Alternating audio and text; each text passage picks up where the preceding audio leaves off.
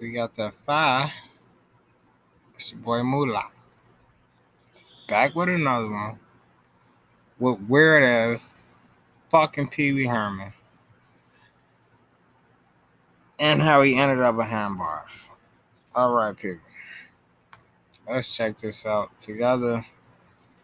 Because there's some weird shit going on. And we're about to figure it out together. Let's go. Much is known about the man who plays Pee Wee, Paul Rubenfield, or Paul Rubens as he is known professionally. Throughout his career, Rubens has had a few brushes with the law that's nearly cost him his reputation. Accusations of having custody of child pornography and marijuana, masturbating in an adult movie theater, as well as loitering have followed Rubens, most of which has played out in the public eye. In a day So, that don't sound like accusation. It sounds like guilty, my friend. and age where cancel culture reigns supreme, it's rare to see a celebrity escape public shame, embarrassment, and consequences on more than one occasion. This is another comedic crime files, the story of Pee Wee Herman. Born in Peekskill, New York, but raised in Sarasota, Florida, young Rubenfield gained an interest in entertainment after becoming a frequent visitor of the Ringling Bros and Barnum and Bailey Circus. After appearing in a few plays in high school, Rubenfield attended Boston University while auditioning for acting schools. After being rejected by a few, Rubenfield was eventually accepted by the California Institute of the Arts, moved cross-country, and started performing stand-up comedy and joined an improvisational comedy team called the Groundlings, too. The character Pee Wee Herman came about during Rubens's time at the Groundlings. The idea came from a man who wanted to be a comedian, but was so awful at telling jokes, it's clear that he's never going to make. So you got your jokes from somebody can't tell fucking jokes? Your whole persona? I guess maybe he couldn't do it. Somebody had to do it. Whatever. Make it. After spending some time crafting the character, Rubens auditioned for Saturday Night Live in 1980, the same season Eddie Murphy made his debut. But lost out to Gilbert Gottfried, disappointed, Rubens decided to start his own show starring his character, Pee Wee Herman. The Pee Wee Herman Show made its debut as a stage show at the Groundlings Theater in 1981 and eventually made its way to the Roxy Theater in West Hollywood. Okay, so it started like a Broadway play first, people. Okay, Broadway before TV. I ain't know that. The show sold out for 5 straight months. Rubens would perform midnight shows for adults and weekly matinees for kids. Soon the show aired on HBO, part of the series On Location, which brought Rubens and Pee Wee to the mainstream. It wasn't long before Pee Wee appeared in the Cheech and Chong films, Cheech and Chong's next movie, and Nice Dreams. In addition to this, he made several guest appearances on Late Night with David Letterman, which helped increase his popularity. At this point, Rubens began to move away from the spotlight, only making appearances as Pee Wee. Fun. What kind of fun you talking, man? I don't like it. You look retarded or something. You got that look in your eye, man. It's crazy. It's crazy people. While the credits would always reveal that Pee Wee was playing himself. Pee Wee's fame continued to grow. His popularity resulted in the He was playing himself? So that's how he act in real life? That's what y'all saying? I don't know. Let's see. 1985 film, Pee Wee's Big Adventure. Made on a $7 million budget, the film made $40 million, along with positive reviews. The following year, Pee Wee's Playhouse made its debut on CBS on Saturday mornings and ran for 5 seasons. After 5 years of playing the character, Rubens suffered burnout from playing Pee Wee and declined the option for a 6th season, deciding to take a sabbatical instead. After the final season of Pee Wee's Playhouse, Rubens kept a relative. So he got burnt out for playing a character that's supposed to be him? Is that what y'all saying? I don't know, people. Shit not making sense. Whatever. Low profile. However, just 8 months after the series ended, he was back in the news again. This time, it would have nothing to do with Pee Wee Herman, but Paul Rubens himself became the focus. On July 26, 1991, Rubens was arrested for indecent exposure in Sarasota, Florida, when detectives found him masturbating to a film by the name of Naughty Nurses or Nancy Nurse, depending on the source. When Rubens was arrested, the mugshot shows him with a long goatee and long black hair, looking nothing like his childlike persona. When Rubens appeared in court, he was described as clean shaven and his black hair was cut short. Well scrubbed and innocent as the character who lived in the zany playhouse. The Wait a minute. So you mean to tell me he get booked whacking off at the movie theater, looking at Miss Nurse Nasty, whatever the fuck they said the shit is.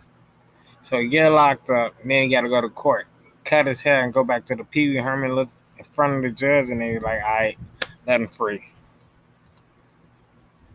Seattle Times. According to Entertainment Weekly, three detectives entered the XXX South Charles Cinema to watch the audience. That night, three men were arrested on charges of exposing sexual organs. Detective William Waters allegedly saw a man masturbate in the dark theater at 8:25 p.m. You know how fucked up that shit is? You gotta fucking look at your watch and see what time it is. This motherfucker jacking off and shit in the fucking dark in the movie. It's 8:25. Yeah, he jacking off. Let's book his ass. Was the other two motherfuckers with this motherfucker? Was they all in the pack? Was they fucking whacking off to a whacker pack? The fuck is this shit? and again at 8:35 p.m. Rubens was This motherfucker bounced back at 10 minutes. He back at it? Oh, hell no. This motherfucker then took some Viagra's or some shit before he went to go watch this movie. He knew something was good. I don't know, y'all. arrested upon leaving, and according to the police, he offered to perform a children's benefit as Pee Wee Herman for the sheriff's office if the charges were dropped. Days later, Rubens released a statement denying he exposed himself in any way. Judge Judy Goldman sentenced Rubens to pay a $50 fine, with other sources paying $75, including court fees. $50 fine. I slapped the shit out of somebody. What the fuck? He was also made to produce and pay for a nationally distributed anti-drug spot. The spot would fulfill a 75-hour community service requirement. What's even more interesting is that it would later be revealed this wasn't the first time Rubens had been arrested. So you mean to tell me he only got to do 25 more hours than the $50 fine? Really? So it was $1 an hour? What the? Oh shit! What the fuck, people? The first time being back in 1971, when he was arrested for loitering and prowling near an adult movie theater. The second time in 1983, where he was placed on 2 years probation for possession of marijuana, according to the Seattle Times. As a result of the 1991 arrest, the show was removed from syndication, action figures were pulled from shelves, among other deals being taken away. Multiple celebrities came to the defense of Rubens. But of course, because the universe is the ultimate comedian, in 1991, Oprah Winfrey asked Bill Cosby in a one-on-one interview, what should parents tell their children about why Pee Wee Herman would no longer appear on television screens? I don't know what parents should say. I just know that with Pee Wee, the press, the media saw a chance to sell newspapers. I mean, we're talking about human beings, and we're talking about people learning to better themselves and to live together. Obviously, whatever happened, it wasn't necessary to blow this whole thing up to sell the papers. Rubens kept quiet and built back his career with various movies and TV roles that did not involve the Pee Wee character. He took part in films such as Buffy the Vampire Slayer, Matilda, and Dunson Checks In.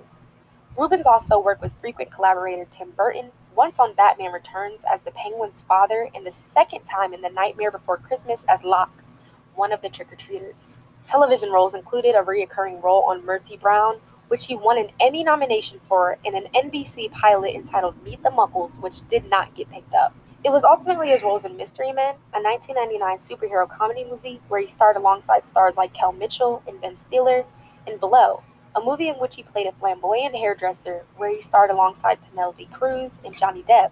That He was in Blow. I can't feel my face. Hollywood and the media began to slowly embrace him once more. In November 2002, while filming a video for Elton John, police entered Rubens' home with a search warrant after they were acting on a tip from a witness in the pornography case against actor Jeffrey Jones. Jones was arrested the same year for possession of child pornography after a 17-year-old accused Jones of soliciting him for nude photos. Police found videos and photographs that were considered child pornography in Rubens' home. Rubens turned himself into the LAPD and was charged with possession of obscene material improperly depicting a child under the age of 18 in sexual content, a claim Rubens still denies. One thing I want to make very, very clear.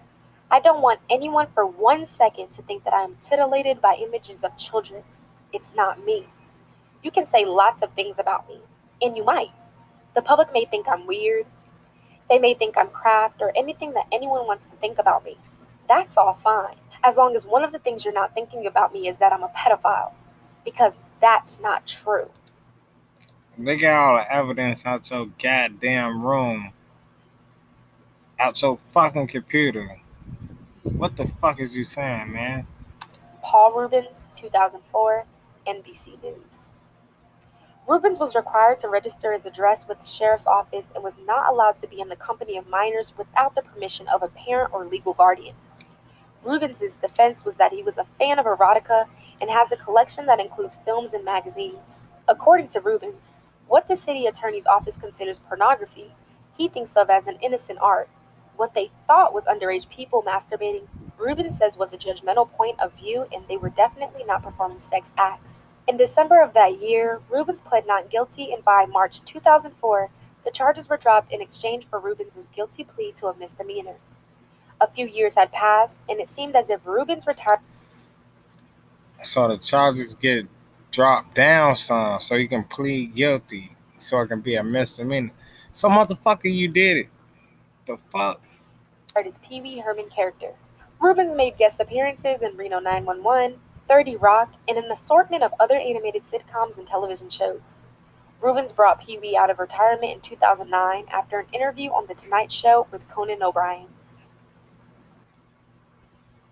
Since the resurgence of Pee Wee Herman, rumors of a potential film surrounding the character began to surface.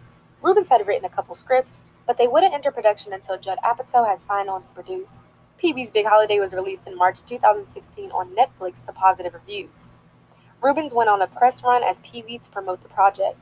As Rubens was on his press run, it was clear that the audience had quickly forgotten about his arrest decades earlier.